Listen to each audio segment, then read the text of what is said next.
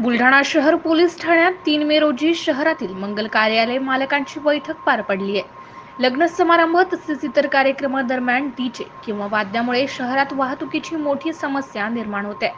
शिवाय जोराचे वाद्य आणि गाण्यांमुळे सामाजिक तेढ निर्माण होऊन तणावाची परिस्थिती उद्भवू शकते।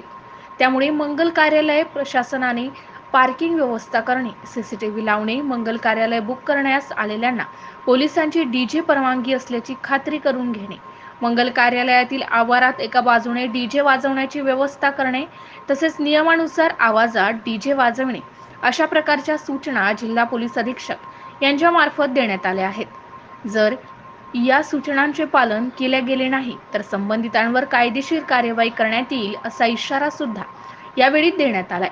अप्पर पोलीस अधीक्षक बीबी महामुनी यांच्या अध्यक्षतेखाली संपन्न झालेल्या या बैठकीदरम्यान ग्रामीण पोलीस स्टेशनचे ठाणेदार माधवराव गरुड, उपविभागीय पोलीस अधिकारी वीर पाटील यांची प्रामुख्याने उपस्थिती होती।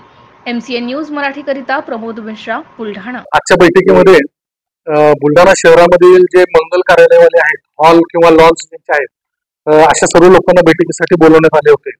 इथे बरेच दिवसापासून एक अशी समस्या दिसून येते की हे मंगल कार्यालय किंवा हॉलमध्ये कुठलेही लग्न असू देत किंवा इतर कार्यक्रम असू देत, अशा वेळी सदरचे जे येणाऱ्या लोकांचे वाहनांचे पार्किंग आहेत ते रस्त्यावर होतात आणि रस्त्यावर पार्किंग होतात, त्याचबरोबर यांच्यासोबतचे वाद्य देखील रस्त्यावर असतात आणि ही सगळी गर्दी रस्त्यावर जमा होते आणि त्यामुळे आपल्याला तो मार्ग बरेच काळ 10-15 मिनिटांसाठी अशाने परंतु तो बंद राहतो आणि दुसरी त्या ठिकाणी कायदा सुव्यवस्थेसारखे तणावाचे प्रश्न देखील निर्माण होऊ शकतात।